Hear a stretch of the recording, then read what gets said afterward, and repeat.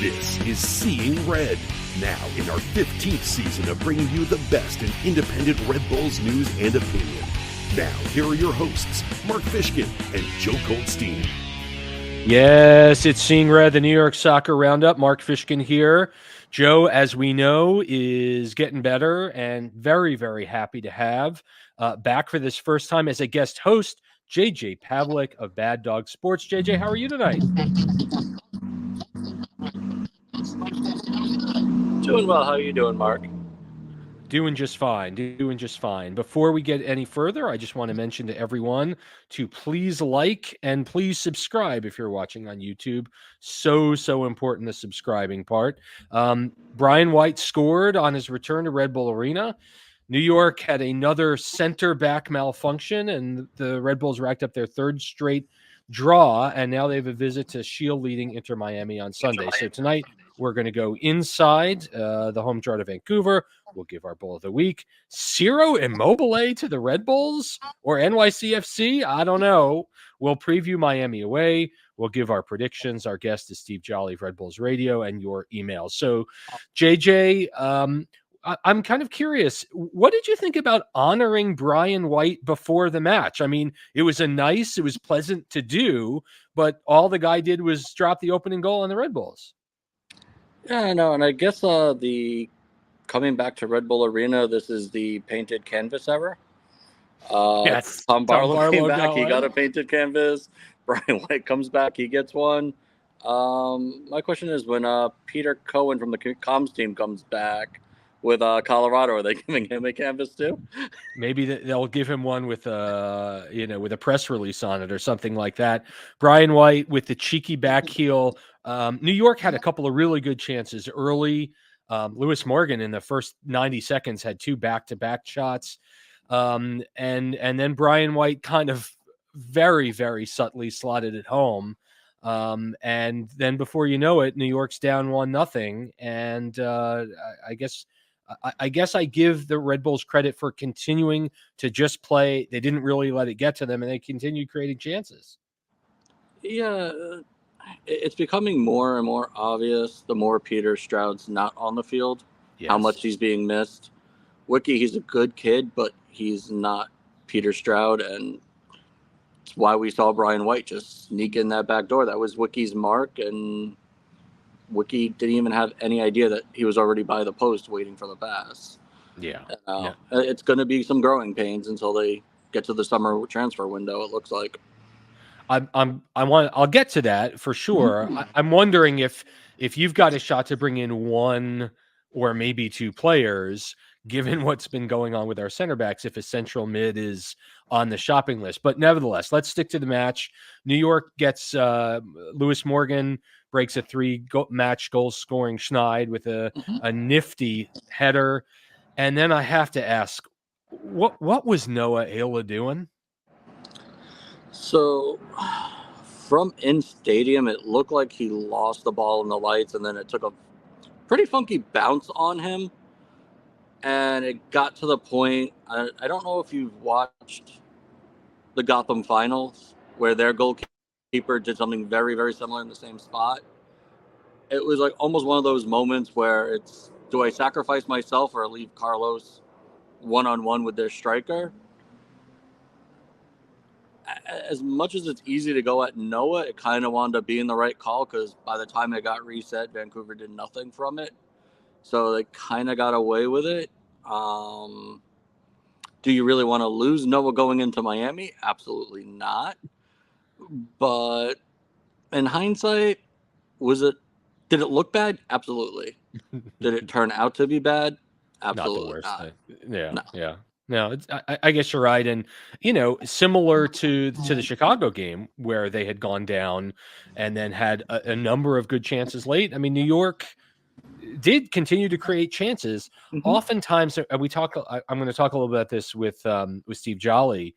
It seemed, as you had mentioned about Stroud, not only was he missing in the defensive part of his duties, but he was also missing in the attack, because so much of New York's attack after they went down was simply cycling the ball to the corners and then back to the middle again with very, very few people moving around. And Stroud, for the great form that he was in before he was injured, I mean, he was the guy creating space for others with piercing runs, and that was really missing last night, on Saturday night. Yeah, no, it was glaringly obvious. The other obvious thing now is Dante's going back to the corner flags now that Stroud's not there, Yeah. and he's becoming the number 9 assist man again instead of the number 9 goal scorer. And that's why I think, like, as much as we need another number 9 to help out Van Zier, we also probably are going to need someone in the central midfield to either step up or bring someone in to keep Dante centralized. Like, I don't know how much longer we can go with a $5 million striker going corner flag to box to try to score. Yeah, no, you're absolutely right. And, New York certainly missed Amaya in the first half, right? He was coming off a little bit of a knock, and so it definitely got better in the second half. But, when Edelman, if and when Edelman goes to the Olympic team, they're going to be in an even deeper hole. But nevertheless, again, New York comes out with its third straight draw in succession. I'm curious if there's one player that stood out for you. Who's your bull of the week? This week, have to give it to Lewis Morgan With the goal. I like it. I'm going to give mine to Carlos Coronel. He, stoned Brian White at a time that it would have had Vancouver go up 2-0. He wasn't called on super often. I think New York definitely had the better of the chances on the night, but he really was a difference maker. Yeah, like, you could go either way. Carlos did stand tall. He helped, especially after that whole red card. He did make a couple of big saves down the stretch. But it's almost like we expect it from Carlos at this point, which is kind of sad. Yeah, I mean, it's cold stone, stoning Brian White, bearing down on you 1-0, and he keeps the legs closed enough. And White was incredulous that he didn't score on the play. So I like both of them. Lewis Morgan, Carlos Coronel are bulls of the week. Okay. So out there, I know folks are thinking about what's coming in the summer transfer window. Fansided had noted that, or it was actually Corriere dello Sport, said that Ciro Immobile, who, of course, if you don't know, is a prolific striker for Lazio, 206 goals in over 330 appearances for his club. He's 34 years old, and the Italian Sport Daily said that there's interest to move to New York, but no offers have been received yet. Also, to the surprise of no one, he's also linked to the Saudi Pro League. And, of course, there's always an option he can finish his career with Lazio, and his contract there runs till the end of 2026. And so, sir, I mean, is Ciro Immobile the type of guy that is going to energize certainly the team, the fan base? Is he simply too old? What are your thoughts? That's a tough one. He still is scoring well in Serie A, but Serie A, no offense to the league, but it's not as brutal as it used to be to play in. We see what's going on when it's Anye. Since he's come over, he's been good, but he hasn't lived up to what he did over in Serie A either. While I would love to see an Italian come to the Red Bull, I don't know if he would be the Italian to come over.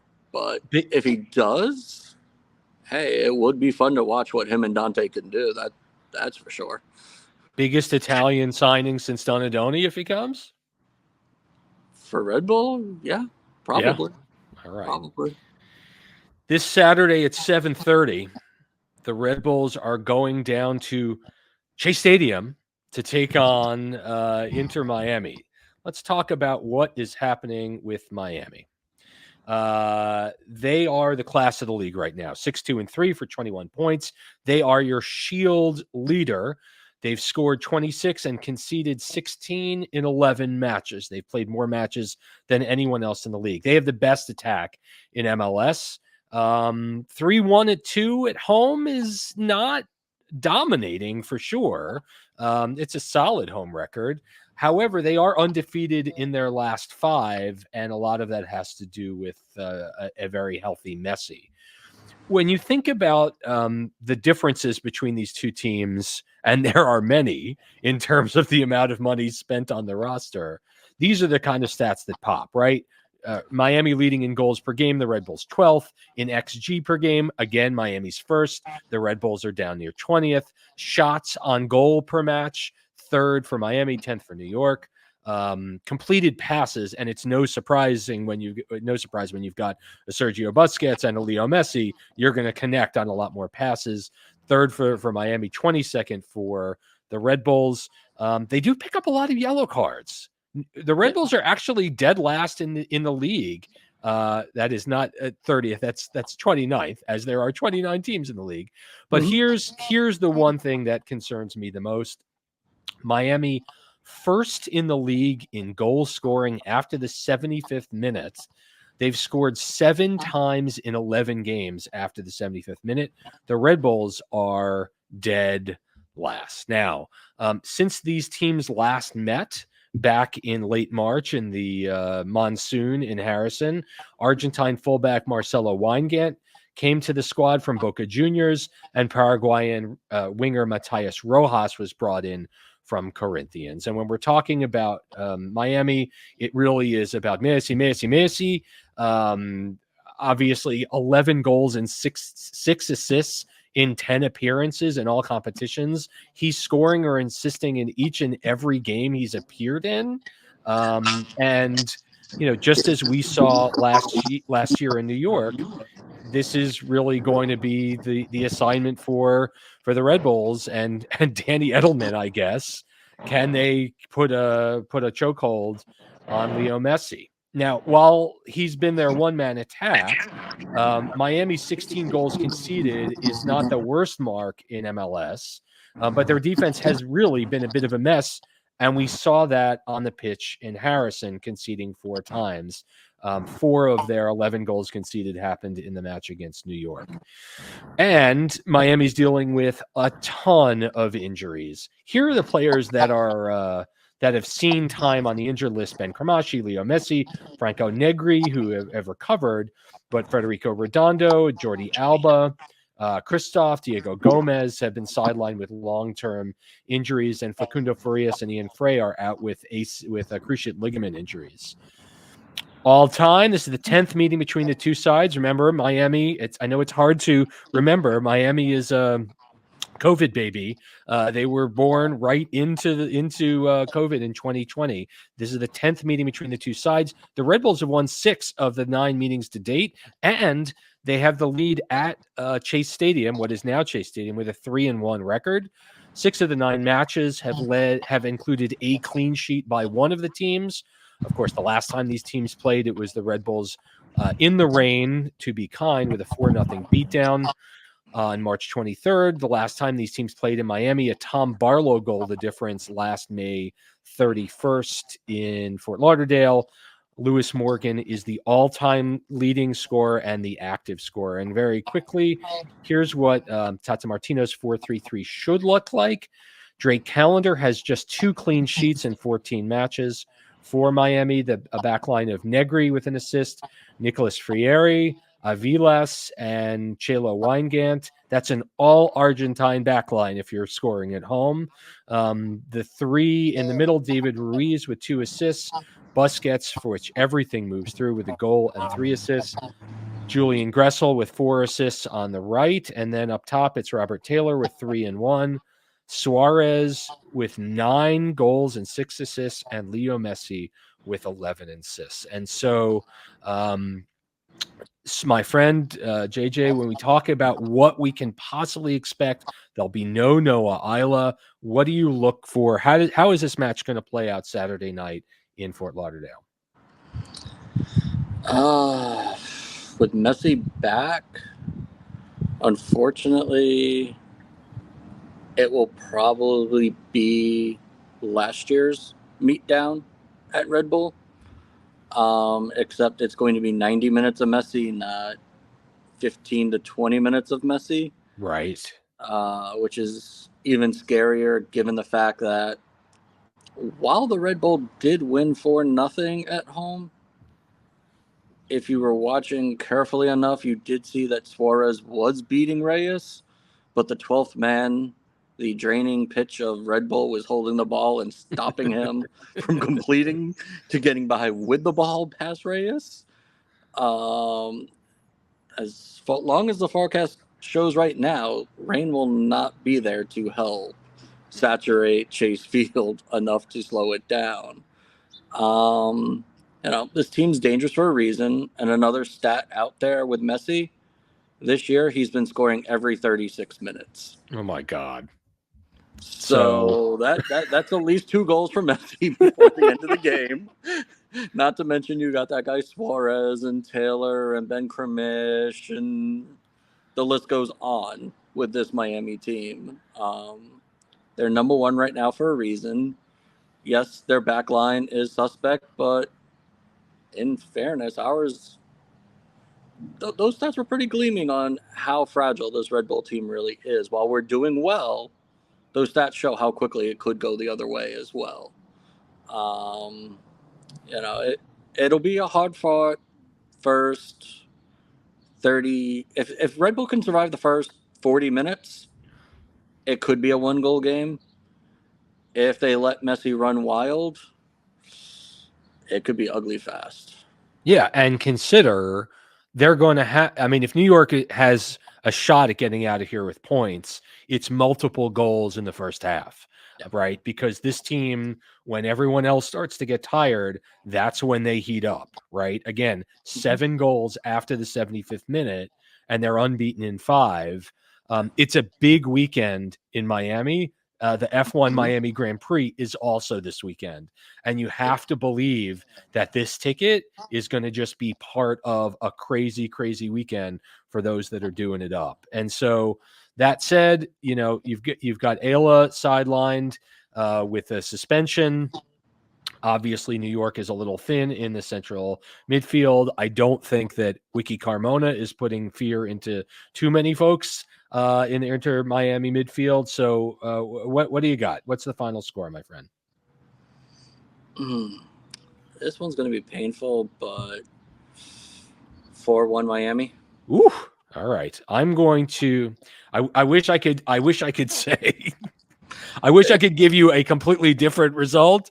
Maybe I'll call it 3-2 Miami. I think New York it will have some success. And listen, the story of the first part of this season has been the unbelievable schedule that New York has played, right?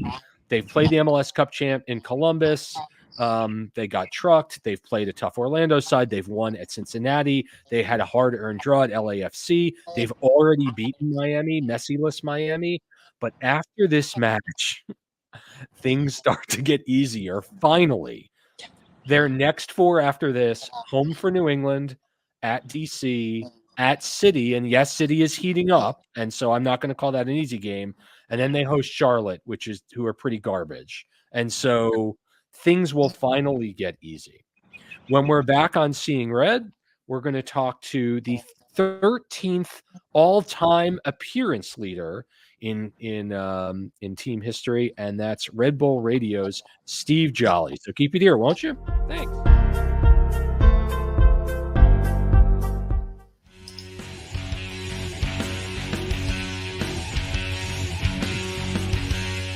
We are back at Seeing Red, the New York Soccer Roundup. Mark Fishkin here with a very special guest who, if you are watching on YouTube, you know who it is. Steve Jolley appeared 147 times for the Metro Stars and Red Bulls, and that's good enough for 13th on the all-time list. After all this time, he's still in the top 15. It's very impressive. And for the past 10 years, he has been the color commentary master at Red Bulls Radio. Steve Jolley, welcome back to Seeing Red. How are you? What's up, buddy? How you doing? I'm doing okay. Have you ever had a situation like Noah Ayla had on Saturday night? Ball's going over your head, dangerous attacker on the other side of it, and you just say, I'm going to just knock that ball away with my hand and get a red card and make it tougher on my team. Did that happen to you in your career? I'll say this. Have I ever gotten a red card? No, and I'm honest. Have I ever done something probably foolish that I immediately regret? Almost on a weekly basis. I will say that, saying that, as you're probably well aware, because I know we talk, quite frequently. I'm a huge Ayla fan, and it was an ultimate mess up. He's going to learn from this, sort of like he's going to learn from certain other plays during the course of early in the season. Yeah. And I have nothing but confidence he's going to come back doing what he does best. I mean, his positioning is really good. He's one of the few defenders that I've seen in a very long time on our team who actually, passes the ball forward in an aggressive manner, which is good to see. And it changes the complexity of our team. Yeah. Red Bull center backs have had a rough couple of weeks from, Sean Nealis and Denny Muanga getting tangled in the box to Andres Reyes with a free elbow. Is something in the water? What's happening here? I don't know, man. It's got to stop sooner rather than later. And I'm sure Coach Schwartz would say the same thing. Fortunately, we got a little bit of depth there at the center back position right now, or it would have been a lot bigger of a problem. But I think we've got competent three in the back situation that will easily be able to rotate. And it's kind of the staff's, kind of role and responsibility right now to make sure they learn from these mistakes. And I love if they make them now instead of later in the season, and maybe in Reyes' case, he's maybe done this a little bit too much over the last couple of seasons that he's got to learn like immediately. But I'm still cautiously optimistic. Well, it's not like, at least for this week at Miami, he has a choice because Reyes has got to play after a couple of games suspension. Watching the game the other night against Vancouver, New York put a lot of shots on net. They weren't necessarily the most dangerous shots. They got some really good shots that Vancouver's keeper saved. I really felt the lack of Peter Stroud in the lineup. Good call. It seemed like over this first phase of the season before New York lost Stroud for extensively for the rest of the season with a broken ankle, like he was the difference maker going forward, creating dangerous runs, putting balls in good places. Your thoughts on the lack of Stroud and how New York has to change? Yeah. So like my wife almost, like, quite frankly, made fun of me when I got home that night after the game and he got injured, because she's like, you literally, because she was listening to the game and watching it on out. She's like, you literally sounded like he was like your brother, and you were so like dejected from him getting injured. And the reason being is he's a great kid. Yeah. He's a great kid. He's like found his confidence, and he was playing so exceptionally well over the last month. And it kills me that he's been injured and he's going to be out for a long time. We talked about the depth of our center back position. We obviously have some depth there in the sixth spot.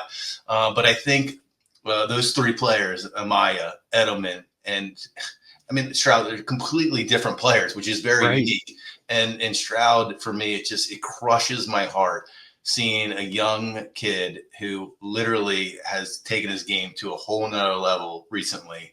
I think one of the better players on the field over the last month or so get injured like that. It's going to be tough. There's no question. And Amaya and Edelman need to get back to their flow of things. And we got to figure out something if Edelman goes to the Olympics. Right. And I mean, for Daniel's sake, I hope he does get the call. Yeah. New York really, so Stroud's not in. New York really missed Amaya in the first half because, as we know, if there's one thing that we've seen Amaya level up his game over the last year, it's making those penetrating passes as well. And in a bit of the first half, New York goes down the first 20 minutes, Vancouver sits back, and you see a lot of cycling the ball from one corner to the other, and no one's moving.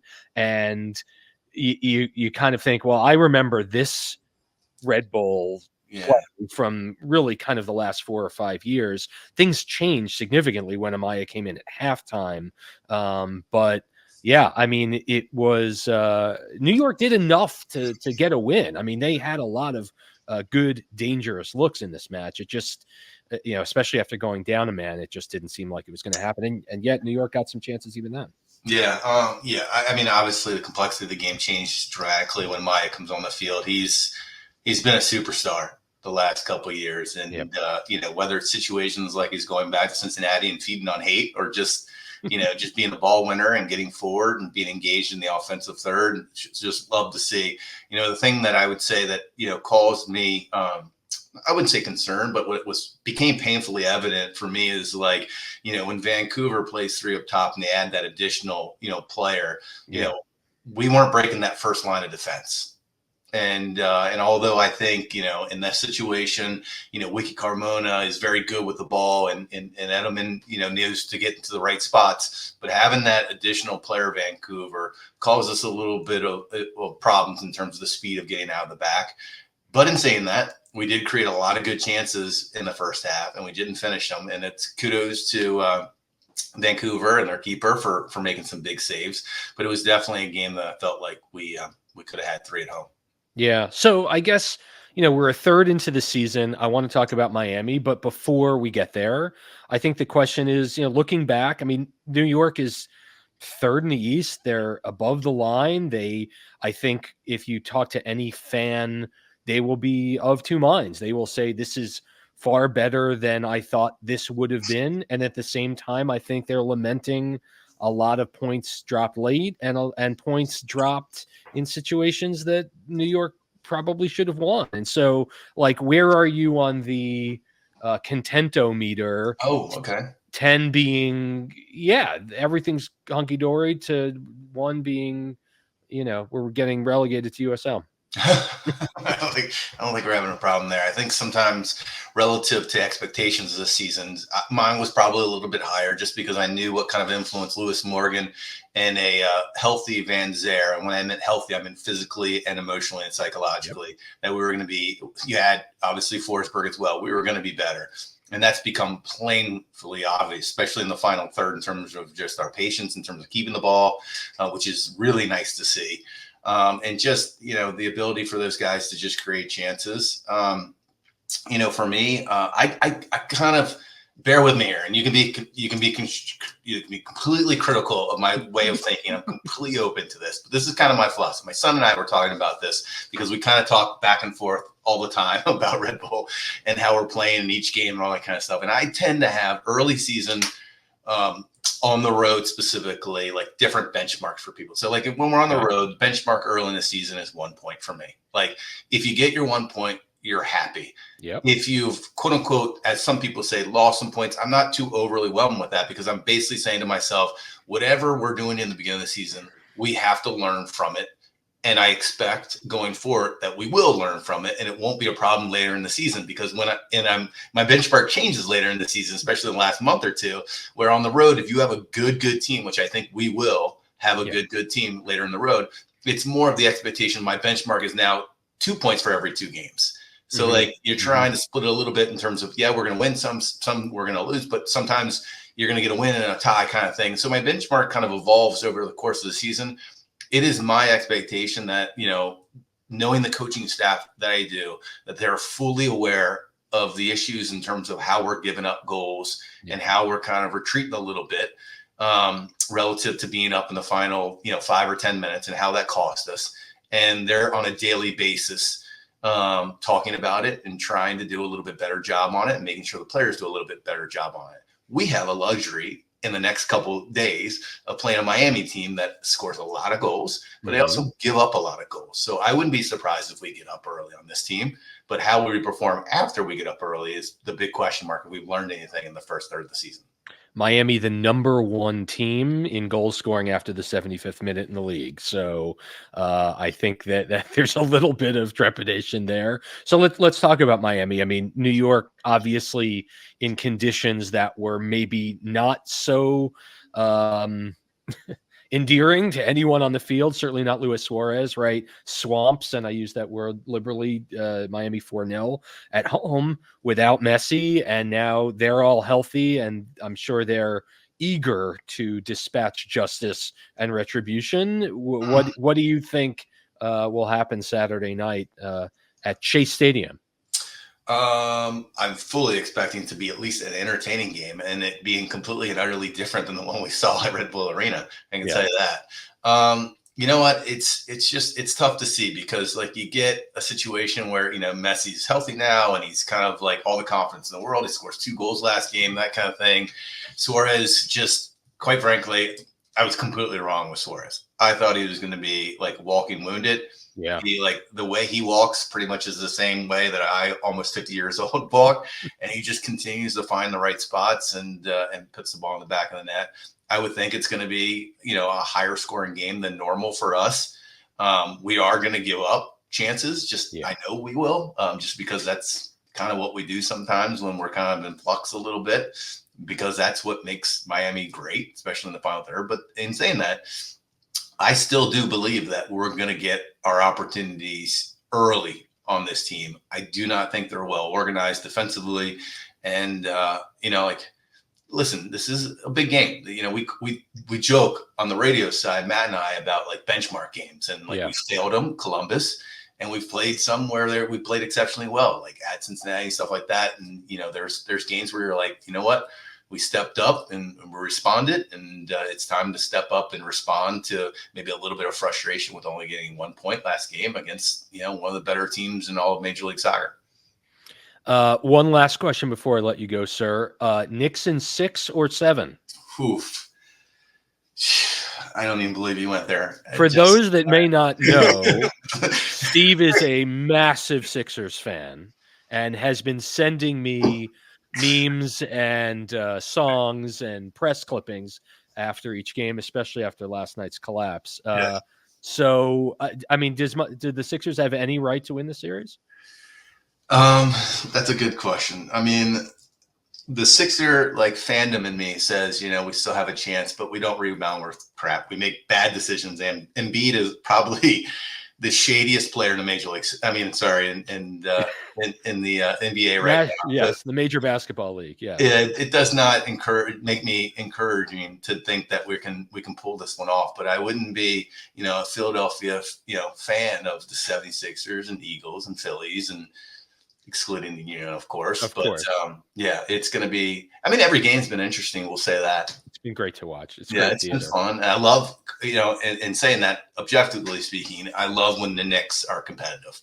And having so many, as a guy who literally lives a block away from Villanova, having so many Villanova guys on their roster makes me really happy, because that is a quality organization and team in Villanova. And the guys, the assistant coach lives 2 houses down from me, and they just produce really high quality people. And not only high quality people, but they sure as hell can perform when they put on Knicks jersey. There you go.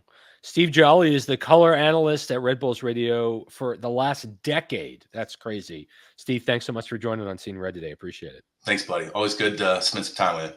There you go. We've got more Seeing Red coming up after this short break.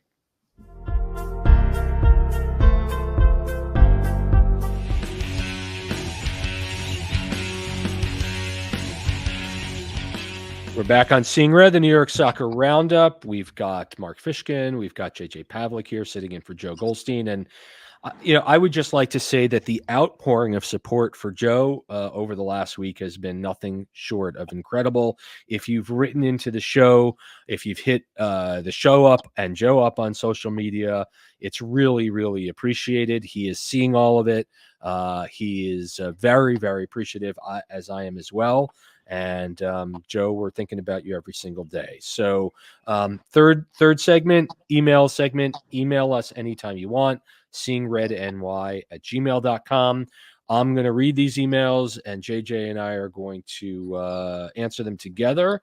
Here's our friend Paul Fleck, who says, "Hey guys, sending best wishes and good vibes Joe's way. Keep fighting and get well soon." Yes. First, I want to start out by saying very bullish, pun intended, on this group. I've really enjoyed watching the evolution of the group and individual performances this year. The energy of the arena is palpably different, and looking forward to some matches coming up not involving winter coats and ponchos. Yes. I feel for Noah Ayla. He's had some tough luck at the end of matches this year, but as good as he's been with the ball, it shows he has growth to make in his decision-making. There's certainly an argument that the play Saturday night saves a point if it leads to a goal, but for him, it's more young player growing pains with positioning and decision-making. And by the way, I want to step out of Paul's note to say that Joe had written specifically to make it very clear, as we talked about in the first segment, JJ, that if Noah just lets the ball go, then Ryan Gauld is in one-on-one on Coronel. Okay, back to the email. Also, we really feel the difference in missing Peter in the middle. While he has not been flashy or spectacular to me, Saturday demonstrated the calm consistency he's brought all season, starting the attack while being a defensive presence as well. Wiki did not have his best performance, too many giveaways, and I think much more comfortable closer to goal than sitting in that deeper spot. I'm not sure why Amaya didn't start. He's been hurt, but immediately saw a difference when he came in. And of course, the finishing. If Lewis gets that goal in the second minute, it obviously changes the game. We certainly have seen flashes in games of more clinical finishing, but these last few matches have reminded us that Red Bull DNA the last few years dropped points and missed chances. We can't be too upset with draws over losses, but if we're really going to compete for the Shield and hopefully gasp in the playoffs, we'll need to get over that hump. Thoughts? Great job as usual, guys. Go Red Bulls. That's Paul Fleck. JJ, I think Paul must have had a time warp and listened to our first segment before he wrote. He did not. Yeah. Anything to add on Paul's notes here? He's pretty spot on. Like it's good to be excited about this team finally. It's great to see the results, but at the same time, we've both seen a play here, a play there, and it's a completely different result from this team. Never would have thought Sean Nealis and Peter Stroud would have been the two players that, if they're not on the pitch, disaster strikes, but that's the season. They've so far battled through both of those players, through their injuries and not being on there. Peter, unfortunately, is probably going to be out a lot longer. Hopefully we don't lose Sean at any period for that time with his hip injury. Amaya, the ankle injury could have gone 90. Maybe in warm-ups he looked okay, but he didn't look Amaya-like while warming up. So I'm going to tend to go with Sandro in that leaving him for the second half was the better call. It's growing pains. There's not much they could have done through this last transfer window. They have to wait for the summer. Just a little bit more consistency from the forwards would be great. Dante is having a good season, but instead of 6 or 7 assists, it would have been nice if he had 6 or 7 goals. But we are seeing some improvement, and we are also seeing some of the stuff from last year, especially with Elias and Corey. We're getting what we expect out of them, which is unfortunate, but we'll see what Jokin can do. Yeah, if there's one thing to expect, it's not Corey Burke running at goal from 30 yards being a positive experience. I mean, we know what Corey can do, and that's knock balls down with his head. He can finish in the box. He can use his big body to create space for himself and others, but he is never going to be a guy running in on a keeper and deftly moving and chipping. And for Elias, I mean, he did have one solid look at goal, a spin and a shot. New York had a lot of shots, and we talked about this with Steve. They had a lot of shots on goal. They were just right at the Vancouver keeper with maybe not a ton of velocity. Nevertheless, Paul, thank you so much for your note. Here's Connor Naspo, who writes, "Hey, hope your weeks have been well. I just want to start off by saying, Joe, you're a constant inspiration. It's empowering to see how you don't let anything stop you and do it with a smile on your face. I look forward to hearing from you every week. Stay strong and get well soon." Thank you, Connor. I feel like the Red Bulls put up a good fight in total.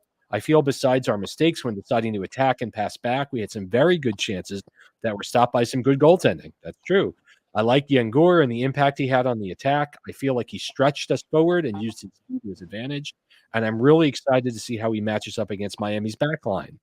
I think it will be a very competitive game and high scoring. I think they're going to put much focus on Lewis Morgan, and we can attack with crosses and let Amaya work his magic up top. What do you think? Thanks for weekly entertainment, and Joe, get well soon. That's Connor Naspo. Thank you, Connor.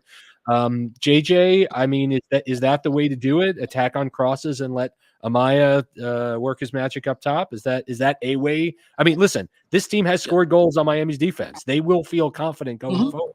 It's the other way that'll be the problem. Yeah, crosses have been Miami's kryptonite this year. Set pieces on corners have been Miami's kryptonite. Uh, you know, can Lewis get another through ball through the back line and score? Yeah. The problem is this time we're going to have Messi out there, who's probably not going to give you as many of those chances. So when they do come, Lewis usually gets what, 4 or 5 looks, converts 2. He's going to have to get 4 or 5 looks and convert 4. Um, it's one of those games where he's not going to. Him and Dante can't afford to miss one opportunity. I think the As good we've seen, like you miss one, Miami makes you pay on the other end, and it's unfortunate because this team, they are a good team. Are they top 3 yet? Not yet. Summer transfer window could make them a solid top 3, but right now they're I'd say the last couple of home seeded slots for the playoffs right now in that area. Dennis, I wasn't as impressed. There were moments where he could have impressed me, where he had open lanes and then just didn't take advantage. There were a couple of times where Dante was waiting for him to make a run down the wing, and Dante's dribbling and dribbling and looking and Yes. dribbling and looking, Yes. and the kid's not moving, and Dante's just like, and then looks for Morgan and tries to put the impossible pass in to find Morgan instead. Against Miami, we can't have that, unfortunately. You think that's a lack of confidence from Yengor, or is it just still not being incredibly integrated into the team yet? I mean, he did stretch Vancouver with a couple of nifty runs. I agree that once down in the final third, things kind of got a little squirrely. Yeah, like I'm still waiting to see that speed and chaos that we were promised from Dennis.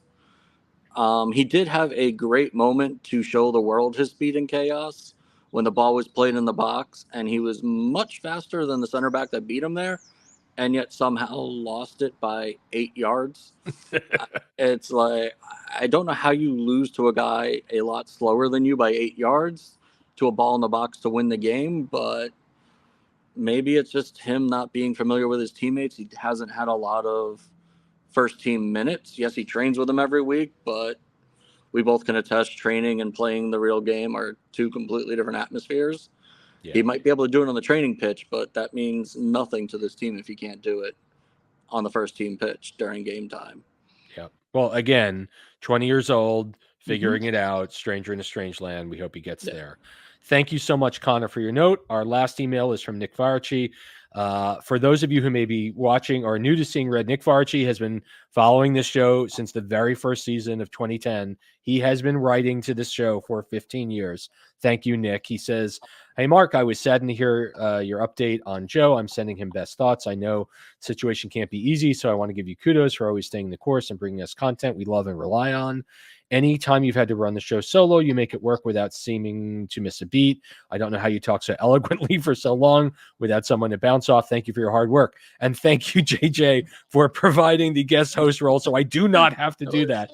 And just listeners, just so you know, that we're going to have a roster of rotating guest hosts over the next couple of months. And we're just going to kind of wait and see. And we're just going to be able to, goal is just to give you a good show every week. So for everyone, thank you so much. Since I'm writing, I might as well ask a question. Nick asked, if you could see one thing happen with this franchise other than winning MLS Cup or making you coach for a day, what would it be? Ownership sale, cloning BWP circa 2015 and signing him, a roof for the stadium? I'm all ears. Thanks, Nick Faraci. JJ, what is your one magic wand wish for this team other than winning MLS Cup and being coach for the day that you would pledge for this team?